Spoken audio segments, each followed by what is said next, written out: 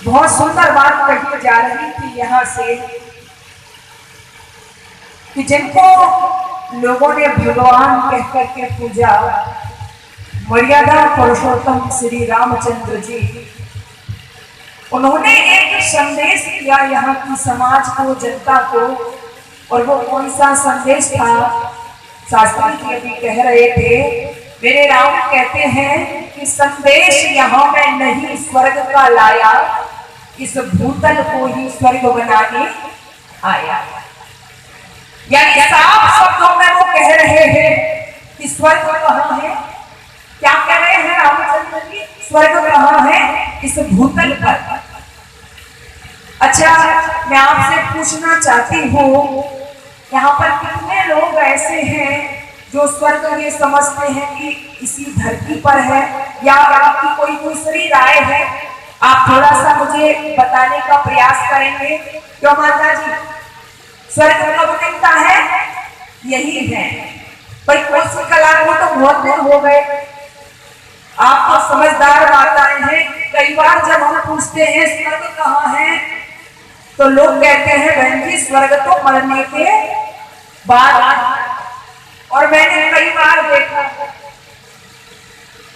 मेरे पिताजी का थोड़ा राजनीतिक भी कार्यकाल रहा, तो हम उस चीज के पक्षधर नहीं हैं, लेकिन फिर भी कई बार हमारे घर पे निमंत्रण कार्ड आते हैं। किसके? जब कोई व्यक्ति खत्म हो जाता है तो बहुत जगहों पर उनकी दावत दी जाती है। तो कई बार जब कार्ड में अपने उस मेज पर रखा हुआ पाती हूँ, एक बार जब मैं उठा करके पढ़ने लगी तो उस कार्ड में लिखा हुआ था, किसी का निमंत्रण पत्र था कि हमारे पिताजी का स्वर्गवास इतनी इतनी तारीख को। मैंने कहा बिल्कुल जैसा सुना था वैसा ही है। स्वर्गवास यानी मरने के बाद स्वर्ग। और आप ही नहीं, बल्कि ये जो दुनिया में विभिन्न मत है ना, इनकी विचारधारा भी ऐसी है। कोई तो कहता है स्वर्ग यहाँ कहाँ से मिलेगा, कहाँ मिलेगा? तो कहा स्वर्ग चौथे आसमान पर मिलेगा। किसी ने कहा ना ना, चौथे पे नहीं है, सातवें आसमान पर है स्वर्ग। तो तीसरा आया, नहीं नहीं स्वर्ग तो गोलोक में है। चौथे ने कहा नहीं नहीं स्वर्ग तो वैकुंठ में है। यानी जितने जितने मत, सबकी स्वर्ग के संबंध में अलग अलग धारणा। लेकिन जब ये देखा स्वर्ग के संबंध में लोग भटक रहे हैं, तो गुरुदेव दयानंद ने क्या कहा? उन्होंने कहा दुनिया के लोगों, तुम स्वर्ग खोज रहे हो, स्वर्ग में जाना चाहते हो। तो उन्होंने क्या कहा? गुरुदेव दयानंद कहते हैं दुनिया के लोगों, स्वर्ग किसी स्थान विशेष का नाम न हो करके स्वर्ग अवस्था विशेष का नाम है। और स्वर्ग मरने के बाद नहीं, बल्कि जीते जी इसी अवस्था में आपको मिल सकता है।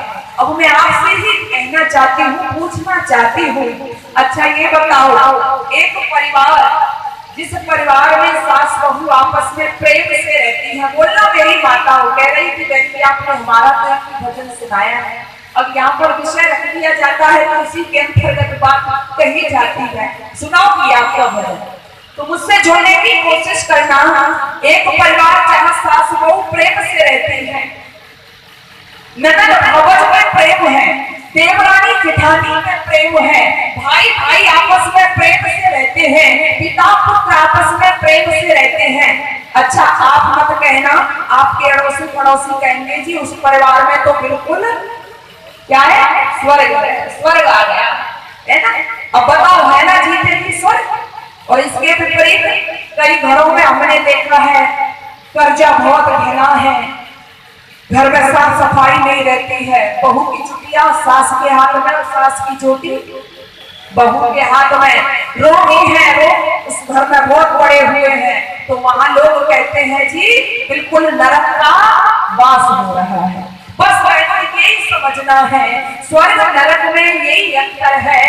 इसी बात को कहा है गुप्त जी ने, बना लो जहां हाँ वही स्वर्ग है, नहीं स्वर्ग कोई धरा वर्ग है। ध्यान देना, बना लो जहां हाँ वही स्वर्ग है, नहीं स्वर्ग कोई धरा वर्ग है। फलों के लिए तो यही स्वर्ग है, फलों के लिए ना कहीं स्वर्ग है। बना लो जहां वही स्वर्ग, स्वर्ग वहां हुआ करता है देवियों। आज नर्क बनाने पर तो हम भूल गए हैं अपने परिवारों को, आज समाज को नर्क हमने बना दिया है।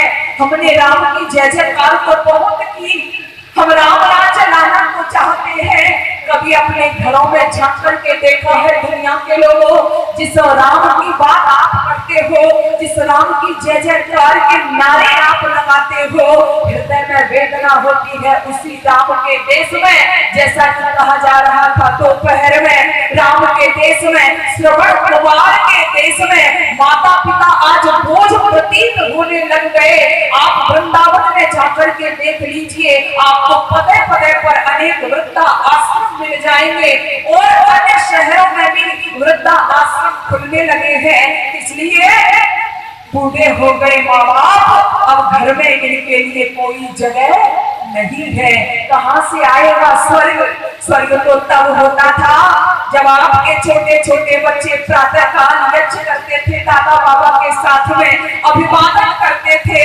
आप अपनी सासू माँ से आशीर्वाद लेती थी, सासू माँ आपके सर पर हाथ रख करके कहती थी, बेटी दूधो नहाओ फूलो फलो, वहां होता था स्वर्ग। आज बुढ़े बेचारे चार चार आंसू गिरा करके रो रहे हैं, उनकी सुनने वाला घर में कोई नहीं है। बताओ हम अपने घरों को नर्क बना रहे हैं या स्वर्ग बना रहे हैं? ये हमारे हाथों में है।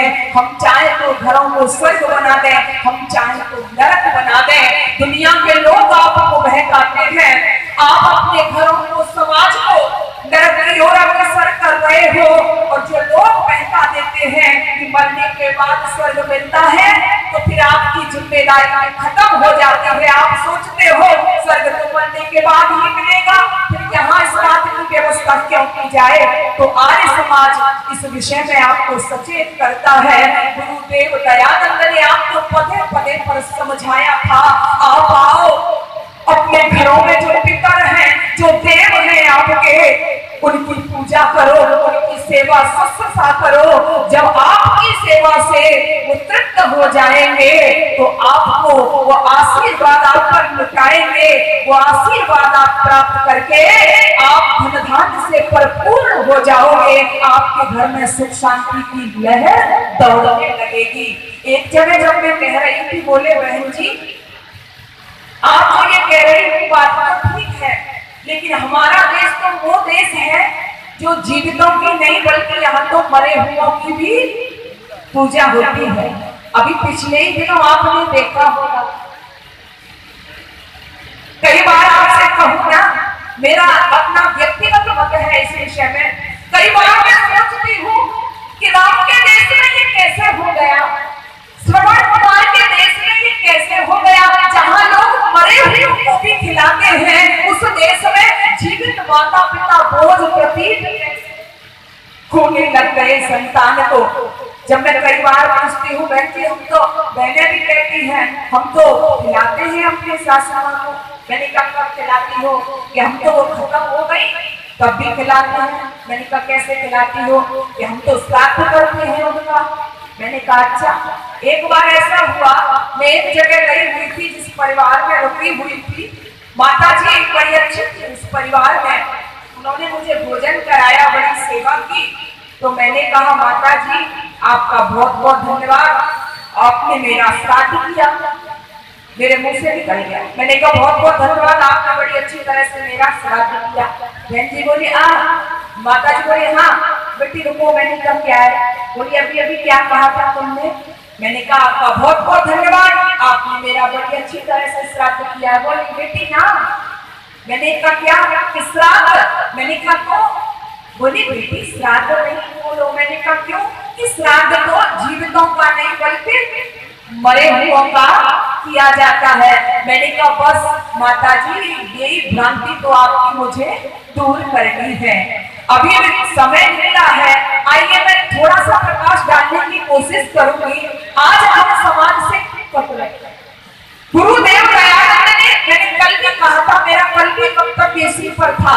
गुरुदेव दयानंद ने हमें वेद रूपी उजाला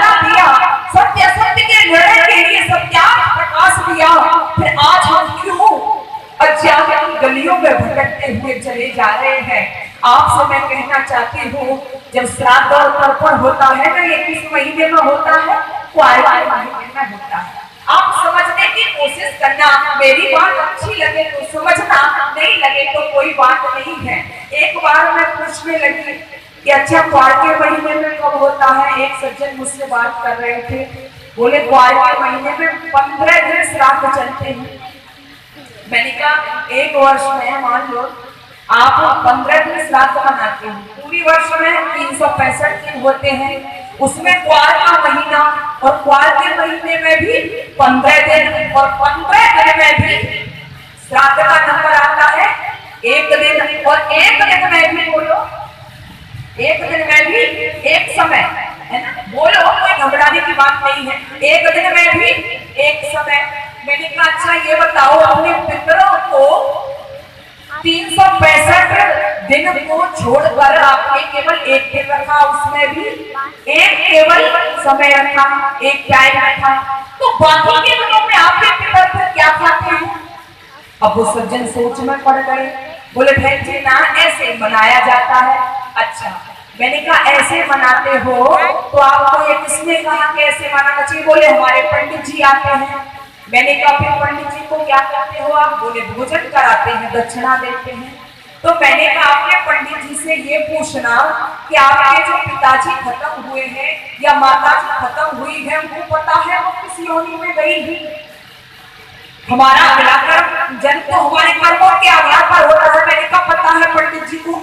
मान लीजिए आपके पिताजी अगले जन्म में घोड़ा बन गए हो जी, तो उनको क्या पसंद होगा? बोलो क्या खाएंगे वो? बोलो घास खाएंगे ना। तो जब पंडित जी को घास दे दी जाए, भाई सेवा तो तभी होगी, पिताजी पर तो तभी पहुंचेगा। तो वो बोले हाँ भाई जी बात तो आप सही कह रहे हो। तो मैंने कहा अच्छा अब इस बात को छोड़ दो, आप थोड़ी बड़ी को खोल लो। आप यहाँ पर बैठे हुए हो और यहाँ पर सामने रोड है, उसकी दूरी ज्यादा नहीं है, और आप उधर मुख करके खड़े हो जाओ, वो रोड सड़क आपको दिख रही है, वहां से आपको एक व्यक्ति एक लोटे में जल भर के आपकी तरफ मुख करके चढ़ा दे, बोलो आपकी प्यास शांत हो जाएगी? है जी? नहीं होगी ना, आप ही कह रहे हो ना। और वो व्यक्ति आपको दिख भी रहा है और आप उसको पता भी है कि आप प्यासे हो, तो जब दिखाई दे रहा है, थोड़ी सी दूरी है, जब यहाँ से आपकी प्यास शांत नहीं हो सकती, तो आपके पितरों की भूख बोलो कैसे मिट सकती है? इसलिए कई बार लोग कहते हैं, ये 3 शब्द आते हैं, पितर, श्राद्ध और तर्पण। ये 3 शब्दों का अगर हम समझ लेना तो ज्यादा जंजाल कितना किसका होता है? श्राद्ध, तर्पण, पितरों का। तो पहले पितर को ही हम समझ लें। पितर क्या है? पितर शब्द जो है ये पितृ शब्द से बना है। आप संस्कृत में जब जाओगे तो इसका अर्थ होता है रक्षा करने वाला। जैसे मैं आपसे पूछती हूँ, यहाँ पर छोटे छोटे बच्चे भी हैं तो अच्छा वो भी बता देंगे। मैं कहूँ ए फॉर, अच्छा आप बताओ, चलो ए फॉर, बेटी सामने बैठे पढ़ने नहीं जाती हो, ए फॉर एप्पल, और मैं कहूँ बनाना तो, मैं कहूँ बनाना तो गलत है ना। छोटी बच्ची जानती है ए फॉर एप्पल, और मैं कहूँ बनाना तो गलत, क्योंकि अल्फाबेट के अनुसार ए फॉर एप्पल ही होता है। उसी तरह से पितर शब्द को जब हम व्याकरण में देखेंगे संस्कृत में, तो उसका अर्थ होता है रक्षा करने वाला। रक्षा मरा हुआ कर सकता है या जीवित? बोलो रक्षा जीवित कर सकता है। आपने महाभारत पढ़ा होगा, बहुत से लोगों ने सुना होगा, है ना। तो वहां पर भी कहा गया था कि आप जितने ये लोग मरे हुए हैं सामने, इनमें पितर लोग भी हैं। तो वहां को पितर जब कहा गया था, वो मरे हुए थोड़े ही थे, जीवित थे। जीवित के लिए वहां पितर शब्द आया था। तो पितर का अर्थ है रक्षा करने वाला, और रक्षा जीवित व्यक्ति ही कर सकता है। दूसरा होता है पितरों का श्राद्ध। अब श्राद्ध क्या है? श्रद्धा पूर्वक सेवा करना।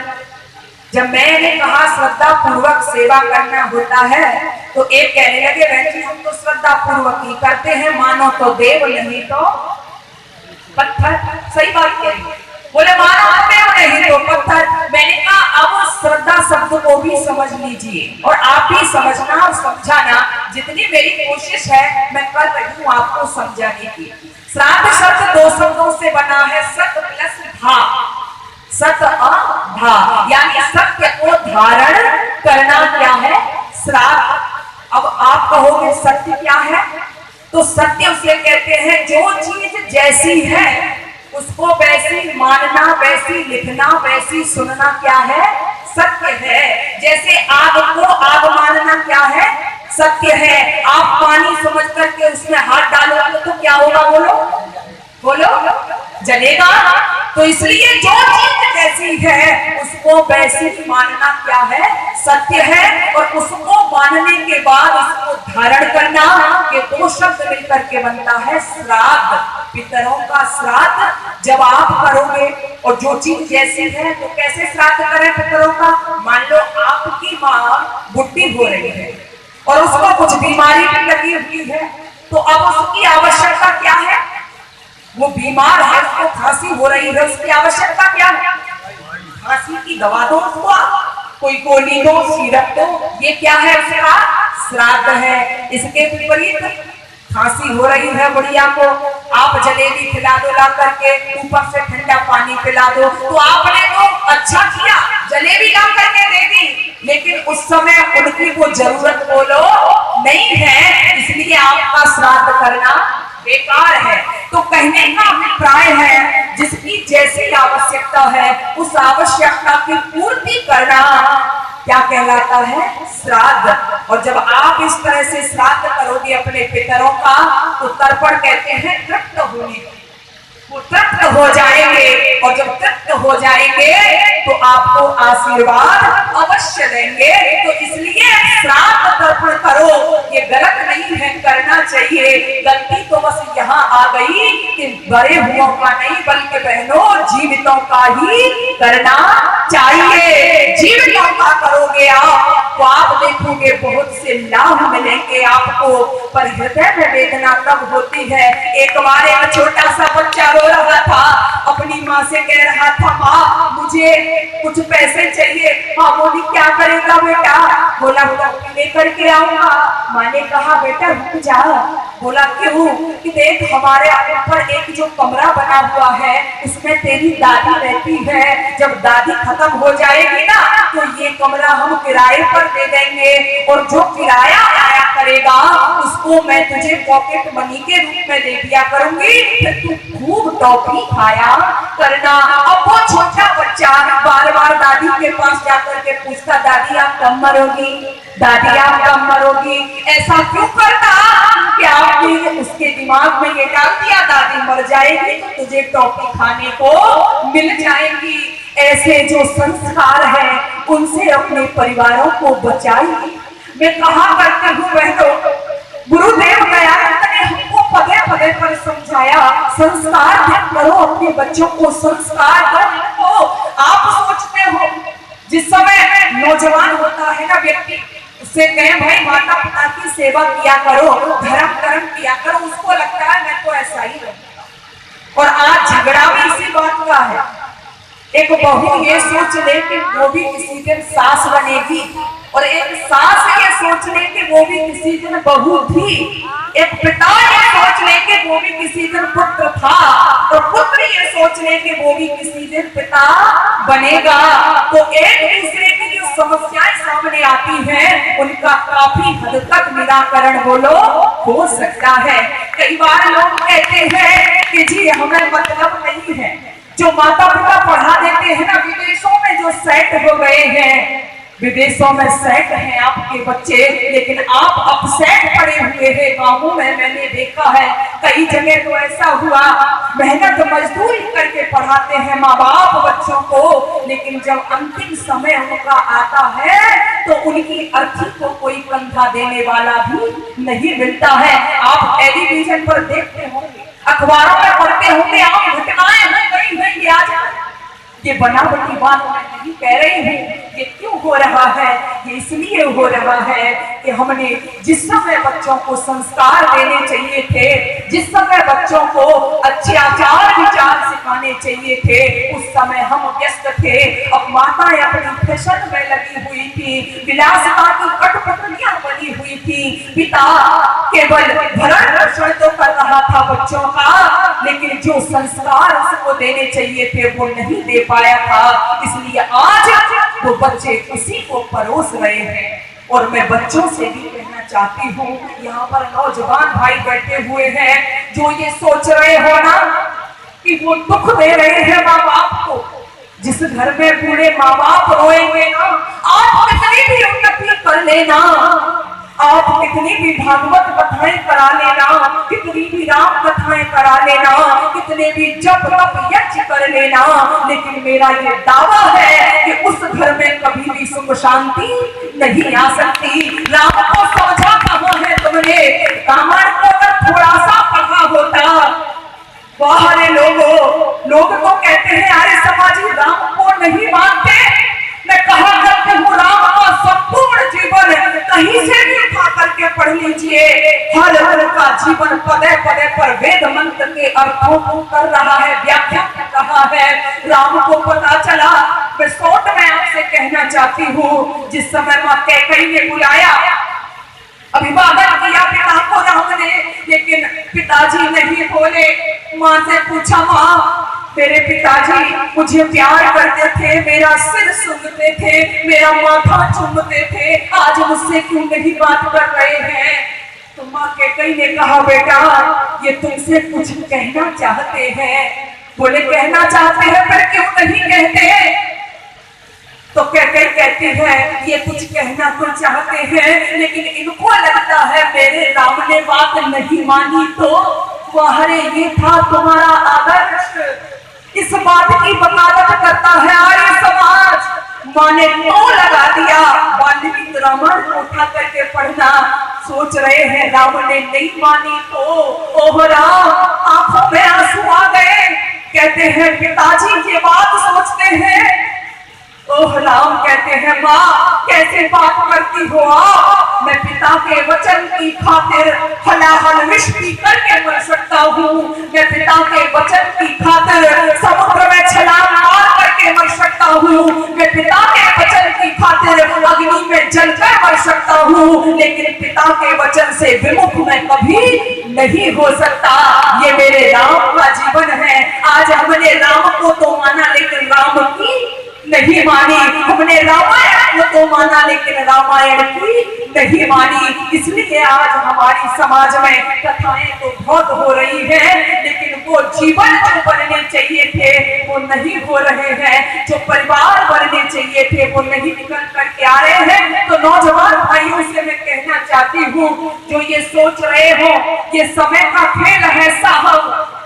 कभी पर ये मेरे दादा बाबा लोग बैठे हैं ना, इन्होंने भी अपनी जवानी में बड़े काम किए हैं, चाहे घर परिवार में, चाहे समाज में, राष्ट्र में। इनके खून में भी वो उमंग थी, वो तरंग थी, वो जोश था। हमारे गायक जी बैठे हुए हैं, सियाराम जी, मैंने एक बात सुना था, क्या गाते हैं ये कमाल का। आज श्रवण कर रहे हैं, अवस्था की बात है, समय की बात है, तो समय किसी का एक सा बोलो नहीं रहता है। जो नौजवान भाई ये समझते हैं कि हम तो ऐसे ही रहेंगे, ध्यान करना। एक वक्तव्य के द्वारा, एक घटना के द्वारा, दृष्टांत के द्वारा मैं कहना चाहती हूँ, देखो समय एक सा नहीं रहता है। जो बोओगे वही तुम काटोगे, जैसा कर रहे हो वैसा ही तुमको भरना पड़ेगा।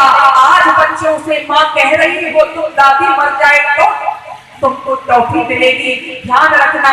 इसी दिन तुम्हारी बहू भी तुम्हारे नाती पोते से कहेगी कि ये दादी मर जाए तब तुझे टॉफी मिलेगी। उस समय तुमको बुरा लगे तो बुरा मत मानना। मुझे एक घटना याद आ रही है। कहते हैं एक गांव में किसान परिवार रहता था। बूढ़ा किसान बेटे को पढ़ाया लिखाया, बेटे की सर्विस भी लग गई। अब उसकी गांव में होता है कि भाई शादी कर लो, नौकरी लग गई। शादी वाले आए, नौकरी लगी थी बेटे की, फटाफट शादी हो गई। अब बेटे की शादी हो गई तो आजकल मैं प्रसंगवश निवेदन करती हूँ, आजकल शादियां बच्चों की नहीं होती, बेटों की नहीं होती, नौजवानों की नहीं होती, किसकी होती है वो तो आपको पता है। शादियां किसकी होती है? घरों की, कोठियों की, गाड़ियों की, बैंक बैलेंस है ना, उनकी शादियां होती हैं। पिता ये करता है, भाई ये करता है, कोई नहीं पूछना चाहता कि बेटा क्या है जिसके लिए आप रिश्ता कर रहे हो। तो जब शादी हुई बेटे की तो बूढ़े किसान ने पढ़ाया लिखाया, उसने अच्छी शादी कर ली। अब बहू बहुत सारा दहेज लेकर के घर में आई। बहू जो थी वो अंग्रेजी पढ़ी लिखी थी बहनों, अंग्रेजी ढांचे में पली बड़ी थी, संस्कार नहीं दिए थे उसकी मां ने, उसको संस्कारित नहीं किया गया था उसको। पश्चिमी सभ्यता की कठपुतली बनी हुई थी वो देवी। जब घर में आई, ओहो, घर बड़ा सुंदर था उसका, लेकिन क्या देखती है कि उसके जो ससुर जो थे पिताजी, उनको फांसी रहती। अब उसने देखा कि पिताजी की चारपाई अंदर कमरे में पड़ी हुई थी, उसमें लेटे रहते थे। अब बहू ने आकर के देखा कि पिताजी जिस कमरे में लेटे रहते थे उसको वो घास घास करके गंदा कर देते थे। अब अपने पति को बुलाया उस बहन ने और कहा, पति देव देखो, मैं घर की साफ सफाई करती हूँ, लेकिन तुम्हारे पिताजी उसको गंदा कर देते हैं, कहीं थूकते हैं, कहीं खकारते हैं। तो पति देव ने कहा कि मैं क्या करूं इसमें? बोली मेरा कहना मान लो। बोले क्या? कि देखो मेरे कहने से अपने पिता की चारपाई आंगन में बिछा दो, वहां ठीक रहेगा। पति देव ने कहा ठीक है, इसमें परेशानी क्या है? और अपनी पत्नी के कहने से पिता की चारपाई आंगन में बिछा दी। जैसे ही आंगन में बिछाई, दूसरा दिन हुआ, बहन फिर लगी हुई है अपने गांव में। जो बहू आई थी घर में, उसने देखा कि बुड्ढे ने तो आंगन को भी गंदा कर दिया था। अब फिर अपने पति देव को बुलाया। बोली पति देव सुनो। बोले सुनाओ। कि देखो तुम्हारे पिताजी की ये चारपाई जो आंगन में है ना, ये यहाँ ठीक नहीं है। यहाँ तो मैं काम करती हूँ, इसको साफ करती हूँ, तुम्हारे पिताजी इस आंगन को गंदा कर देते हैं। तो बोले तुमने ही कहा था, अब क्या करूं मैं? तो बोले मेरे कहने से अपने पिता की चारपाई बाहर चबूतरा जो है, आजकल शहरों में नहीं थे, गांव में घर के बाहर चबूतरे मिलते थे। बोले मेरे कहने से चबूतरे पर बिछा दो चारपाई। पतिदेव कहने लगे ठीक है, इसमें कोई परेशानी नहीं है। अपने पत्नी के कहने से पिता की चारपाई बाहर चबूतरे पर बिछा दी। अब अगला दिन हुआ, बहन साफ सफाई करते करते जब जैसे ही बाहर आई चबूतरे पर, अब बुड्ढा बेचारा क्या करता, उसको तो फांसी की बीमारी थी, बुड्ढे ने वहां भी गंदा कर दिया। अब बहन ने अपने पति को बुलाया, नाराज हो गई। नाराज होकर के कहने लगी देखो पति देव, मुझे यहाँ तो बिल्कुल भी अच्छा नहीं लग रहा है। ये तो हमारे घर का मेन डोर है, जिसको कहते हैं ना मुख्य दरवाजा, यहाँ से लोग अंदर आते जाते हैं, तुम्हारे पिताजी उसे ही गंदा कर देते हैं। पति देव ने कहा कमरे से तुमने कहा आंगन में बिछा दो चारपाई, मैंने आंगन में बिछा दी। आंगन में से चबूतरे पर कहा, चबूतरे पर बिछा दी। अब क्या चाहती हो देवी तुम? तो पत्नी कहने लगी मेरी एक बात और मान लो। पति देव ने कहा बताओ कौन सी बात? तो पत्नी कहती है मेरे कहने से अपने पिता की चारपाई हमारे घर के ठीक सामने जो पीपल का वृक्ष दिखाई दे रहा है उसके नीचे बिछा दो। आराम से वहां ये पड़े रहेंगे, सोते रहेंगे, इनको समय समय पर हम भोजन वस्त्र आदि देते रहेंगे। और पति देव भी उसको जब ये बात सुनी जम गई नजरों में, आज कहाँ आ गई है। जब गई बोला ठीक है, पास में ही तो है पीपल का वृक्ष, ठीक कहती है। अपने बूढ़े पिता की चारपाई उठाई और चारपाई को लेकर के पीपल के वृक्ष के पास में पहुंच गया। जैसे ही पीपल के वृक्ष के नीचे अपने बूढ़े पिता की चारपाई बिछाई, चारपाई बिछा करके जैसे ही वो चलने लगा, वो बुड्ढा बड़ी जोर से हंसता है, ठहाका मार करके हंसता है। जब जोर से हंसता है वो बुड्ढा, तो नौजवान एकदम से लौटता है, लौट करके कहता है पिताजी तुम्हें हंसी क्यों आई? बुड्ढा थोड़ा मजाकिया किस्म का था, उसने कहा क्या तेरी बहू ने हंसने से भी मना कर दिया है? वो नौजवान कहता है नहीं पिताजी, आप जो हंस रहे हैं, मैं इसका कारण आपको इसलिए पूछ रहा हूँ कि मैं आपको घर से निकाल करके यहाँ छोड़ के जा रहा हूँ, आप फिर भी हंस रहे हैं। इसका कोई रहस्य जरूर है। वो रहस्य आप मुझे बताइए। जब वो नौजवान नहीं माना तो उस बुड्ढे ने कमाल की बात कही। और मैं यहाँ पर जितनी भी श्रोतागण बैठे हुए हैं, मैं सबसे कहना चाहूंगी, आज का मेरा जो वक्तव्य है उसका सार मैं यदि आपको दूं तो आप उसको लेकर के जाना। उस बुड्ढे ने बड़े कमाल की बात कही। वो बूढ़ा कहता है, बेटा तू पूछना चाहता है कि मुझे हंसी क्यों आई, तो सुन। कुछ दिन पहले आप भी सुनना क्या कहता है बुड्ढा। कुछ दिन पहले तेरी माँ के कहने से मैंने अपने बूढ़े पिता की चारपाई इसी पीपल के वृक्ष के नीचे बिछाई थी। बेटा हंसी मुझे इसलिए आ गई कि तू भी सावधान रह, कुछ दिन बाद तेरी चारपाई भी इसी पीपल के वृक्ष के नीचे आएगी। इसलिए मैं आपसे निवेदन करना चाहती हूँ, आप जानिए, सचेत होइए। ये हमारे संस्कार नहीं है, हमारे संस्कारों के कारण ही तो हम पूरी दुनिया में जाने जाते थे। हमारे संस्कार इतने प्रबल थे कि विदेशी लोग आकर के यहाँ के विद्वानों के चरणों में शीश नवाते थे। यहाँ के बच्चे पितृ भक्त, मातृ भक्त, देश भक्त, ईश भक्त हुआ करते थे। आइए उसी संस्कृति को आज हम फिर से दोहराएं। तो अवश्य ही मैंने जहां से बात शुरू की थी, हमारे घरों में स्वर्ग होगा। आइए